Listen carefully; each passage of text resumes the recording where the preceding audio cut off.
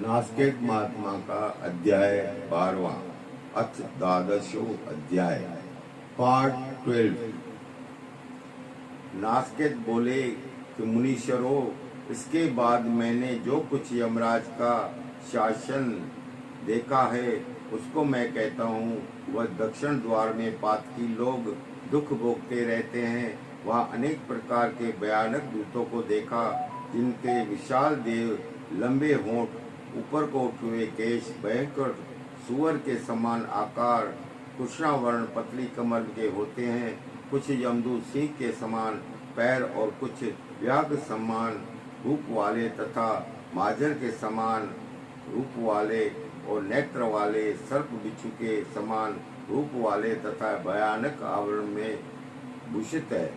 कुछ त्रिशूल धारण किए, कुछ दंड मुदंगर धारण किए, कुछ खंड खेटक धारण किए, तलवार धारण किए, कुछ परिव धारण किए, लोह दंड, कुछ गंधपाल धारण किए, कुछ हाथ में मुसल धारण किए, कुछ शक्ति धारण किए, विकराल मुख वाले, कुछ हाथ में फरसा धारण किए।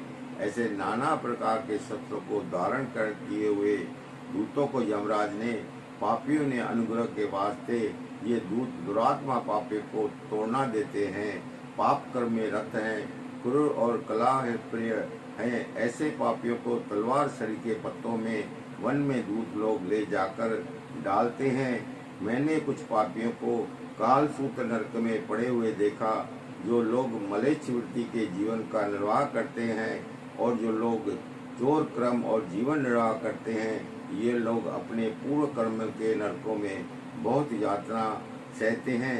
इन पापियों के मांस को श्वान, काक, शकुट पक्षी नोच नोच कर खाते हैं। मैंने उस यमपुरी में उधर उधर बहुत स्थानों में महाभयानक घोर यमदूतों से अत्यंत पीड़ित मनुष्यों को देखा। मैंने एक समय भैंसा पर सवार महाबली पराक्रमी सूर्य के पुत्र यमराज को देखा। हे द्विजलोक, जो यमराज कुंडलों से भूषित, श्रीमान, दंडपाश धारण किए, बुद्धिशाली, विशाल काय और दूतों से युक्त, क्रोध से लाल नेत्र वाले थे। इस प्रकार भयानक रूपधारी यमराज नरकों को देखते हुए आए। उनकी आए हुए देखकर सभी दूत गण नमस्कार कर यमराज के सामने खड़े हो गए। उस समय दूतों ने से यमराज ने कहा कि दूत लोग, मेरी बात ध्यानपूर्वक सुनो, उसके अनुसार काम करो, विलंब न करो। इस समय पृथ्वी पर धर्म से हीन घोर राक्षस लोग वास करते हैं। उन महाबली राक्षसों को, दुष्ट स्वभाव वालों को शीघ्र से लाओ, और तुम लोग उनसे डरना नहीं।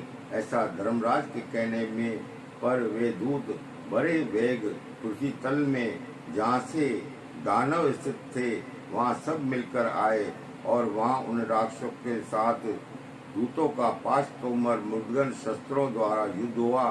बाणों से, लोह दंडों से, तलवारों से, जूलों से,